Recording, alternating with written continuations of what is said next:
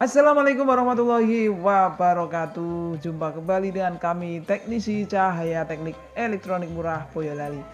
Lama sekali ya dulur tidak bikin video di studio kami ini. Wah, sangat lama sekali ya. Kira-kira 1 atau 2 bulan mungkin nggak pernah masuk ke studio ini ya dulur. Oke, hari ini kita akan mulai membuat video di studio lagi. Tentunya tetap dengan moto kami, berbagi pengalaman semoga bermanfaat. Karena kita sudah mengalami hal-hal yang mungkin ini ya dulur, mungkin perlu atau bisa di-share kepada teman-teman supaya supaya bermanfaat seperti itu. Oke.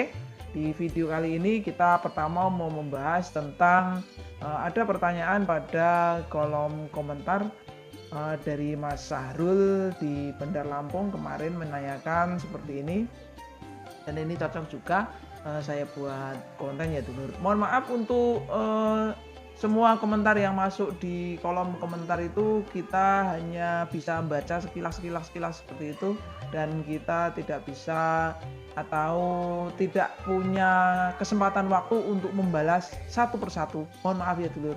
Namun kalau WA pasti kami balas walaupun prosesnya atau loadingnya agak lama ya. Pasti kita balas. Kemarin saya merakit power. Setelah kita rakit, transistornya pada mati. Setelah kita tes satu-satu, kita beli transistor lagi yang sama. Terus begitu saya setel 1-2 lagu langsung pada kebakar semua. Harganya 18.000. Untuk transistor harga 18.000 itu biasanya transistor KW dulu. Nah, usahakan dalam merakit power amplifier, jika kita memilih part, usahakan pilih part yang paling bagus. Atau kalau kita percaya kepada tokonya, kita pilih part yang paling mahal. Nanti kalau misalkan kita pilih part yang paling mahal atau part yang paling bagus, biasanya kita tidak buang-buang uang dulu. Tapi kalau misalkan kita pilih part dengan harga yang murah atau part dengan kualitas yang kurang bagus, kita nanti akan buang-buang uang dan uangnya akan sia-sia. Karena kalau misalkan kita hitung-hitung 18.000 kali 12 set misalkan. Kali 12 set satu channel, 12 set satu channel itu ketemunya udah banyak. Dan transistor final harga 18.000 itu biasanya begitu dinyalakan, kena volt tinggi, kena beban berat langsung kebakar. Kebakar satu biasanya langsung kebakar semua. Nah, sebisa mungkin kita harus beli transistor final yang kualitas bagus. Suaranya pun pasti akan berbeda antara transistor final kualitas bagus dan kualitas yang kurang bagus. Harganya beda, kualitas suaranya pasti beda. Awalnya saya tidak percaya. Paling beda di kekuatannya saja.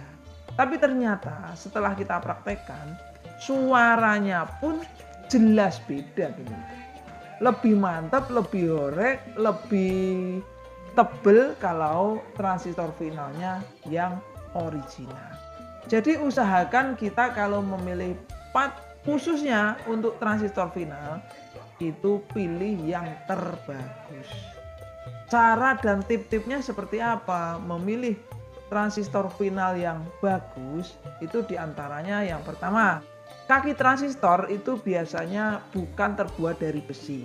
Itu yang pertama, terbuat dari tembaga.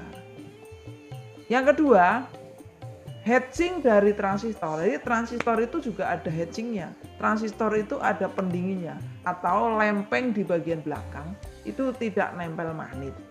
Itu transistor yang original atau bisa dikatakan kelasnya kelas bagus. Tapi kalau masih nempel magnet berarti heatsinknya itu besi.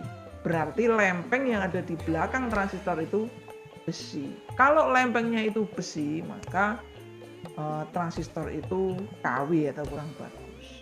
Selanjutnya biasanya tulisannya itu bagus.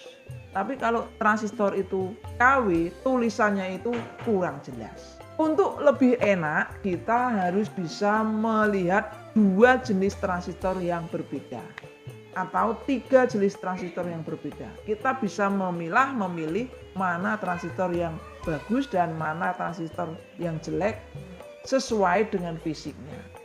Untuk bodi transistor, biasanya sisa-sisa potongan dari cetakan transistor itu, kalau transistornya ori itu cetakannya itu halus atau bagus. Tapi kalau transistornya kurang bagus, biasanya sisa-sisa cetakan di bagian pinggir itu jelek. Seperti itu. Intinya kalau kita membuat atau merakit power amplifier, jasa pemasangannya, menyita waktunya, proses pemasangannya sama, namun kalau kita tidak pasang part yang bagus sekalian, rugi dulu. Rugi di ongkos, rugi di upah jasa, rugi di hasil akhir. Untuk perakitan power di Cahaya Teknik Elektronik Murah Boyolali, walaupun brandnya itu Cahaya Teknik Elektronik Murah Boyolali, kita juga pasang part tidak murah-murah amat. Untuk transistor, kita pilih yang kualitas bagus.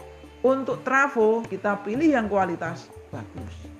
Mungkin untuk part yang seperti resistor, seperti kapasitor dan lain-lain masih ada yang lebih bagus, tapi kita sudah pasang, sudah terapkan di Cahaya Teknik Elektronik Murah Boyolali atau perakitan dari kami itu sudah yang bagus. Mungkin itu saja ya dulur, semoga bisa jadi pengalaman baru buat teman-temanku semua.